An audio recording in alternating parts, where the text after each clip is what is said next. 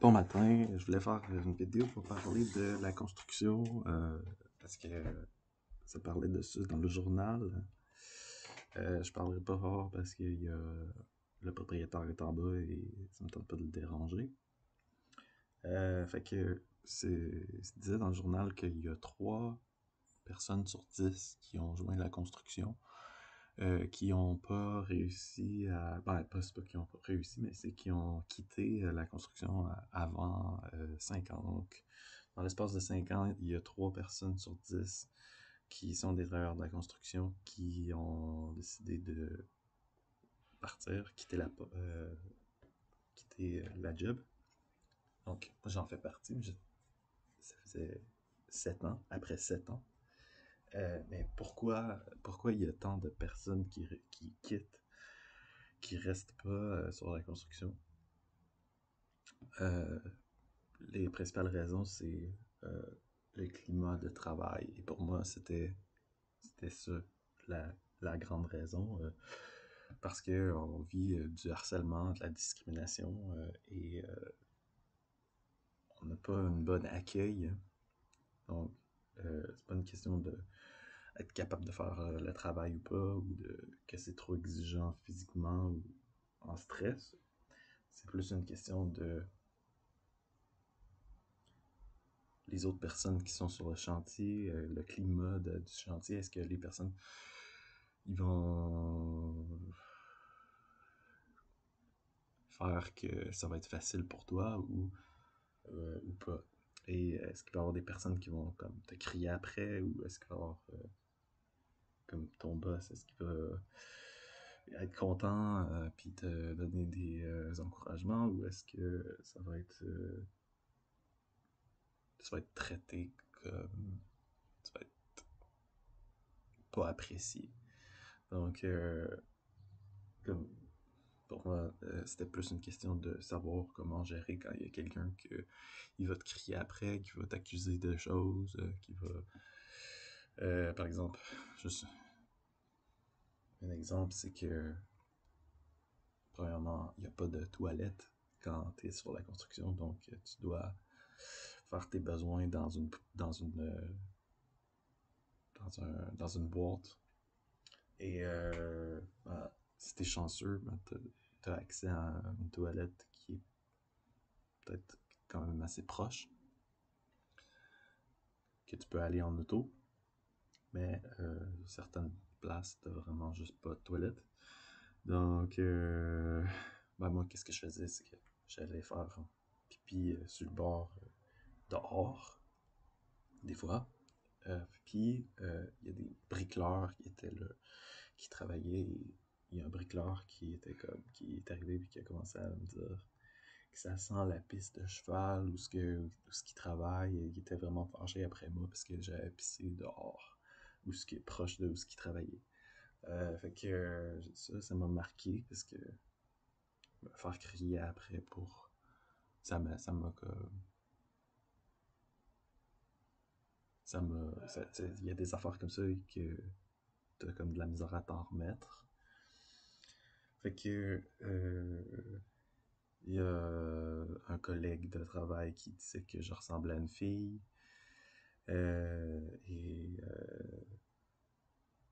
c'est pas nécessairement des gens qui sont gentils avec toi, disons. Donc c'était surtout ça, je pense. Et ensuite de ça, ben, c'est exigeant physiquement, donc tu dois être en euh, ça demande un certain faut que tu te pousses toujours pour physiquement pour pouvoir toffer tes heures, faire tes heures, tes 40 heures. Mais là, c'est pas nécessairement ça qui était difficile pour moi, c'était plus quand je revenais à la maison, ben je me disais ben, sûrement je peux pouvoir en profiter, je vais pouvoir avoir une récompense de tout ça. Et c'était pas le cas, je veux dire, le monde me respectait pas plus que ça. Il y avait le fait que le garagiste demandait super cher pour maintenir l'auto. Fait que mon argent finalement passait tout dans le garage. dans le prix du gaz qui était élevé. Là, j'ai eu des taxes qu'on me demandait que finalement j'avais des dettes que je recevais par la poste à cause que j'avais travaillé aux États-Unis, puis on me disait que j'avais pas payé de taxes, ce qui était faux. J'étais sur le payroll, puis les taxes se faisaient prendre sur mon chèque.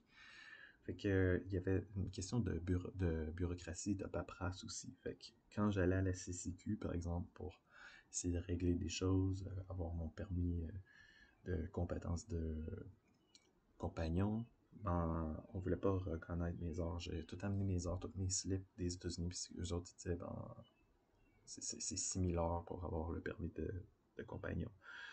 Mais moi, c'est ça, moi je les ai eus parce que c'était mon père qui m'a amené avec lui sur la construction. Il n'y a pas de permis de travail sur la construction aux États-Unis. Donc, j'avais fait mes heures, mais les heures n'étaient pas reconnues. Fait que, mais en théorie, ça aurait été supposé. C'est juste que ça a donné que il était strict cette journée-là, ou je sais pas quoi. Fait que j'ai jamais eu mes heures des États-Unis reconnues, et pour ça, j'étais payé moins. J'étais payé comme un apprenti de deuxième année, alors que, en fait, j'étais un compagnon. Fait que, puis là, il y a eu une formation qui était obligatoire. Puis que finalement, je me suis rendu compte que je voulais vivre autre chose. Euh, une des autres raisons, c'est qu'il fallait que je marche sur une poutre dans les cages d'escalier, qui c'était dangereux. Moi, j'ai le vertige, puis c'est 30 pieds d'eau. Si tu tombes, tu meurs. Fait que je détestais faire les cages d'escalier. C'est quelque chose que je devais faire à chaque jour. Et j'avais vraiment peur. Finalement, c'était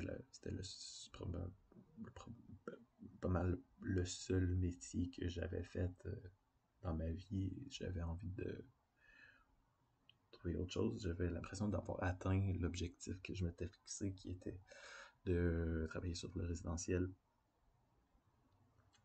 Quand j'étais sur la construction aux États-Unis, j'étais assez autonome maintenant pour avoir mon revenu, mon auto. Je savais que c'était plus ça que je voulais. J'avais essayé, j'avais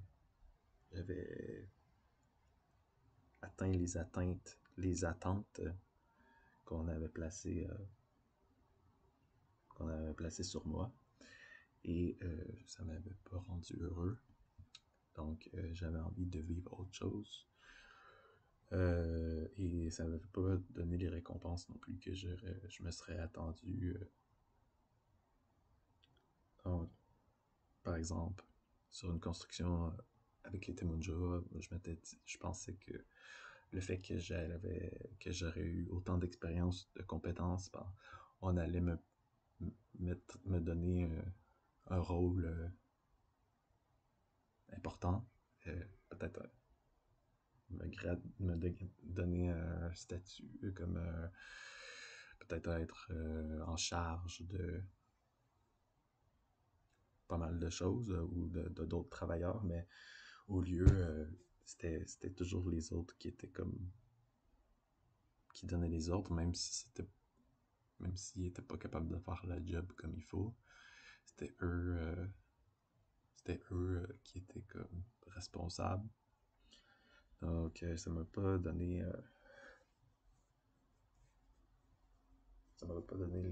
les récompenses que je m'attendais. Fait que et aussi de dire que, comme que j'ai dit dans l'autre vidéo, que ça c'est pas toujours bon pour la santé non plus, et c'est pas toujours sécuritaire non plus. Fait que c'est ça. Il y a du risque aussi quand tu travailles en les béquilles et tout. Fait que, en tout cas. Puis se lever de bonne heure le matin, au froid, le char qui part pas, tu dois plugger, puis la glace dans le pare-brise. T'as aussi les tempêtes. T'as des fois des tempêtes de neige que tu dois, puis t'es loin, t'es genre à Québec, faut que tu passes, faut que tu traverses dans une tempête de neige, puis ça peut être difficile.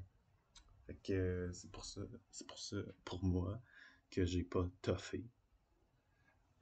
Puis c'est pas une question de ne pas avoir les compétences de faire la job, c'était plus une question des choses que, je veux dire, les compétences manuelles, les skills de faire la job, c'est plus une question qu'est-ce que j'ai dit à part ça. Et c'est quand j'ai eu la formation obligatoire, c'est un peu là que j'ai lâché. J'ai lâché. Parce on dit que ceux qui restent, c'est ceux qui ont étudié, c'est ceux qui ont vraiment cherché à devenir compétents, qui ont des diplômes dans le domaine. Ce qui n'est pas mon cas. J'ai appris par mon père et non par l'école. Fait que c'est les personnes qui ont réussi à être heureux dans leur métier, c'est des personnes qui ont appris les aspects du travail, qui n'est pas juste faut que tu ailles vite, puis faut que tu travailles bien. Fait que c'est ça. Il y a d'autres aspects aussi. Fait que je vais laisser ça comme ça. Merci. Je vais fermer. Bye.